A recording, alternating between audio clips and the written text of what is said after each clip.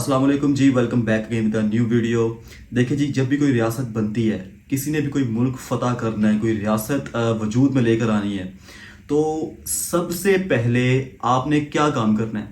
आप अगर किसी मुल्क को फ़तह करने के लिए जा रहे हो, कोई रियासत बनाने के लिए जा रहे हो, तो आप वो काम तब तक नहीं कर सकते जब तक अपनी सफ़ों में मौजूद गद्दारों को और मुनाफिकों को इंजाम तक आप ना पहुंचा दें। कोई भी रियासत, आप तारीख उठा कर देख लें, रियासत मदीना की बात हो, सल्जूक रियासत की बात हो तुर्कमेनिस्तान, ठीक है, अफ़गान रियासत की बात हो, सल्तनत मुगलिया की बात हो, सल्तनत उस्मानिया की बात हो, ये रियासतें बनी कैसे हैं?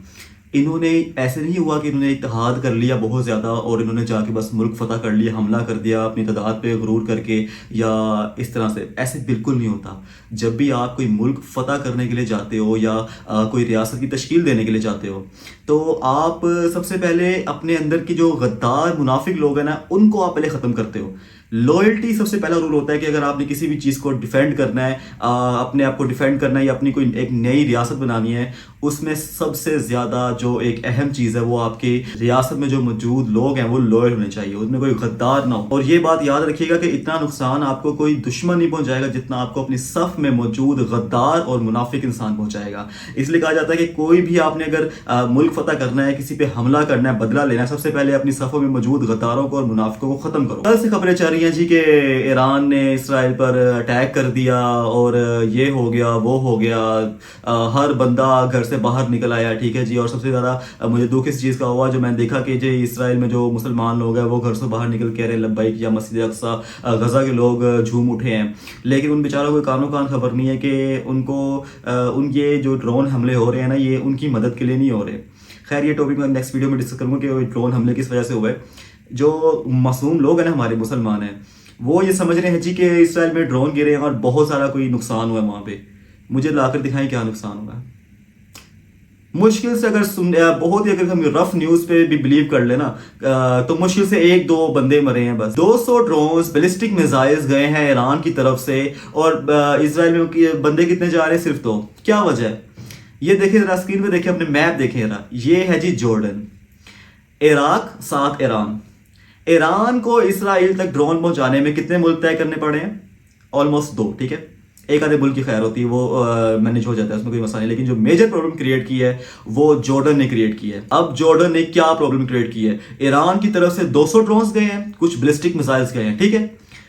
लगे कितने जाके इसराइल में? कुछ चंद, एक 50-60 लगे हैं। बाकी जो 150 ड्रोन से, बाकी जो बैलिस्टिक मिसाइल्स है, वो कहाँ गए रास्ते में? न्यूज़ के मुताबिक जो न्यूज़ आई है ना जी, वो ये है कि जॉर्डन ने अपनी जो फिजाई हदूद थी उसी में उन ड्रोन्स को मार के नीचे गिरा दिया है।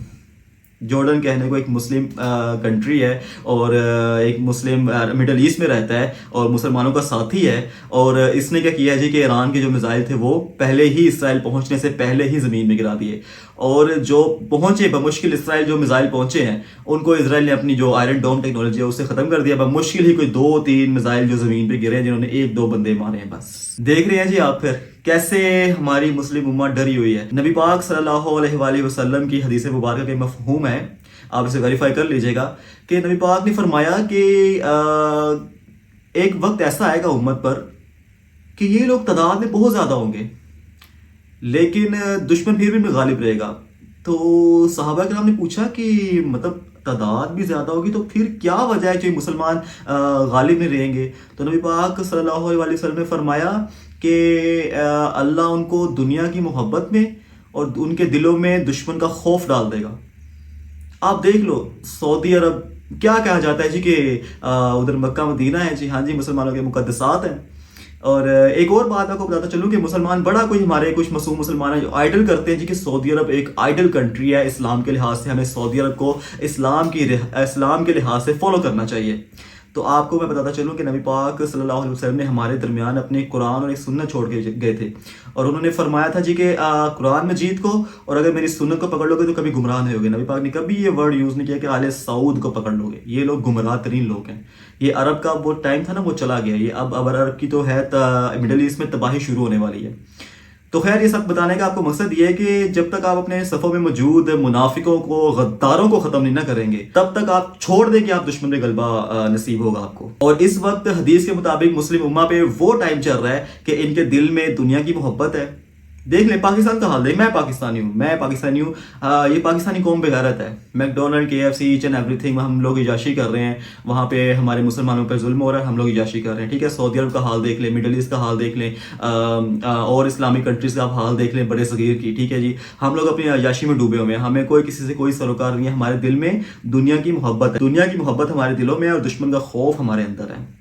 یہ دشمن کا خوف ہی ہے کہ جس نے جارڈن کو ایران کے میزائل گرانے پر مجبور کیا کہ یہ ساتھ اسرائیل ہے. ہاں جی, اب جارڈن کے ذہن میں کیا چل رہا ہے جی کہ ساتھ اسرائیل ہے. اگر ہم نے اپنی فضائی حدود الاؤ کر دیا ایران کو تو جی ان کو کس بات سے ڈر ہے؟ امریکہ سے, ان کو اپنے باپ سے ڈر ہے. یہ مسلمانوں کا بدترین اور مسلمانوں کی ضلالت کا دور چل رہا ہے کہ مسلمان میں ایک ایسا وقت بھی آنا تھا کہ اس کو اللہ کے سوا دشمن کا ڈر ہو گیا. وہ ایک بڑا مشہور شعر ہے علامہ اقبال کا کہ بندوں سے امیدی اور خدا سے نا امیدی, بتاؤ اور کافری کیا ہے. یہ مسلمان کا حال ہے. اس سے بہتر جو ہے وہ کافر کنٹری ہے رشیا. ہم کہتے ہیں ہم مسلمان ہیں نا, ہم کہتے ہیں جی کافر سے یہ نہیں کرنا چاہیے, کافر سے وہ نہیں کرنا چاہیے, کافر یہ کافر وہ. رشیا سینہ تان کے اس وقت کہہ رہا ہے کہ میں مسلم ممالک کے ساتھ کھڑا ہوں اسرائیل و امریکہ کے خلاف. یہ رشیا کہہ رہا ہے, کافر ملک کہہ رہا ہے. اور مسلمان ملک کیا کر رہے ہیں؟ ایک ایران نے یہاں سے میزائل پھینکا ہے جی, اور یہ رستے میں اس میزائل کو راکٹ لانچر سے یا کوئی بھی اپنے ایئر کرافٹ سے اس کو میزائل کو نیچے گرائی جا رہے ہیں تاکہ وہ اسرائیل تک نہ پہنچے. یہ ہمارے جارڈن کا حال ہے.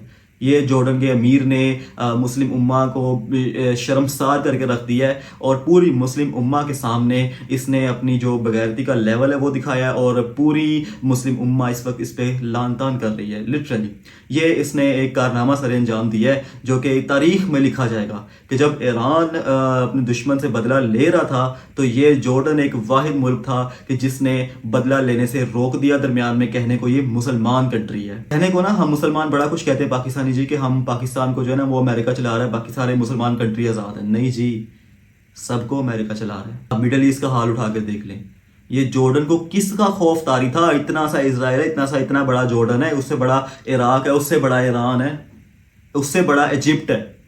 ان کو کس چیز کا خوف آیا ہوا ہے؟ وہ جو پیچھے ان کا باپ بیٹھا ہوا ہے نا اس طرف کر کے, یہ اسکرین پہ آپ دیکھ رہے ہیں میپ کا پوری لوکیشن دیکھیں, یہ جو ان کا باپ بیٹھا ہوا ہے نا, اس سارے مڈل ایسٹ کے مسلمانوں کو نا کہنے کو جو مسلمان ہیں عرب کے, ان کو اس چیز کا ڈر ہے. ایک وہ ٹائم تھا عرب پہ کہ 313 نے 1000+ پہ مقابلہ کیا اور ان پہ غلبہ پایا, اور آج یہ وقت ہے کہ اربوں کی تعداد میں ہونے کے باوجود بغیرت, بے حس, بے شرم اور دشمن کا خوف دل میں بٹھائے بیٹھے ہوئے ہیں یہ لوگ. یہ کیا جی آپ کے جارڈن نے, اسلامک کنٹری نے یہ ایک کارنامہ سر انجام دیا ہے. اور ایک اور ویڈیو جو میری نیکسٹ ویڈیو اس سے ہوگی اس میں آپ کو بتاؤں گا کہ ایران کو بھی آپ سیدھا نہ سمجھے جناب.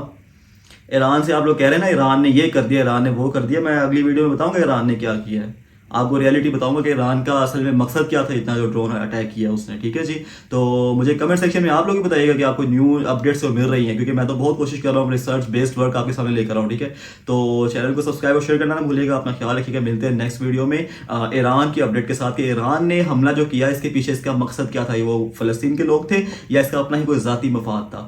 تو اپنا بہت خیال رکھیے گا. اللہ حافظ.